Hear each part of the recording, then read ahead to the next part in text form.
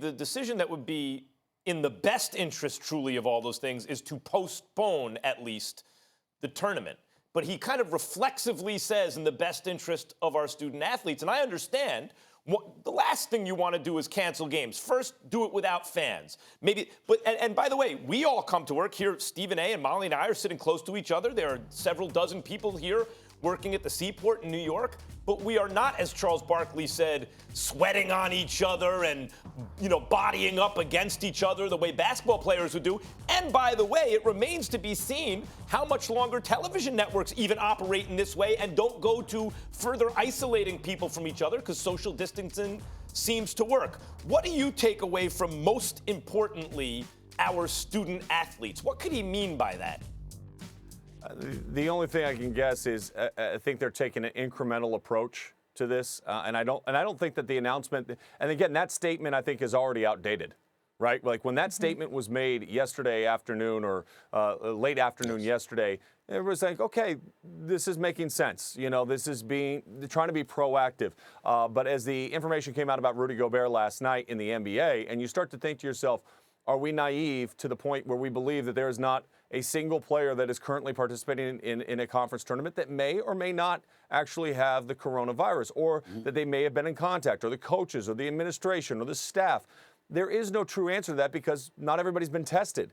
And that's the slippery slope that we're dealing with. And again, I'm not a fear-based person. Throughout this whole entire news cycle, as this thing has been developing, I've been kind of like a wait-and-see approach.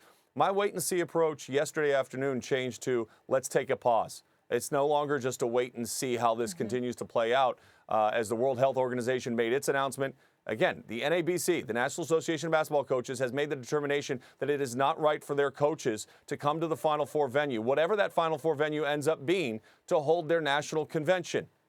Yet, we're putting student athletes out on the floor. College campuses around the country are canceling classes. There are football programs such as Baylor and Virginia that have said, hey, we're not having any football work right now. Our football facilities are shut down. Yet basketball teams are currently playing from both those two universities, one in Greensboro and one in Kansas City, Missouri. That causes me to raise my hand and say something doesn't seem right now. Sean, what bothers me about the statement is when he says, most importantly, our student athletes. In fact, it would either seem least importantly the student athletes, because they're the ones now at risk. The odds seem to me, given all the information we have, that and the number of players there, that it will turn out that someone has it, and then it will spread that way. Well, so, Max, your point is spot on. Okay, so the student athletes that are on the floor, in all likelihood, are not going to contract the coronavirus based on the people that are sitting in the stands. Right. They're more likely to contract it from the officials, from the players that they're playing against, from their coaches, from their team managers to the director of basketball operations, the people that they're in contact with in close proximity, and in particular in the locker room, on the buses, at pregame meals, at all of those things. Court. It's much more likely. Yeah, on the court, bodying people. Like it's much more likely than that of the fans sitting in the seats. The idea of taking the fans out of the equation protects the fans, and that is an important aspect as well, and we shouldn't necessarily completely minimize that. But our student athlete part, I think you're spot on. The student athlete part needs to be taken into account, and today. And I said this last night, and I stand by it. Games should not be played today. The conference tournaments should be over. The tournament should be at the very least suspended. And if they can move it a month or 2 months away and have May Madness or whatever, I think Stephen A. said that on Get Up.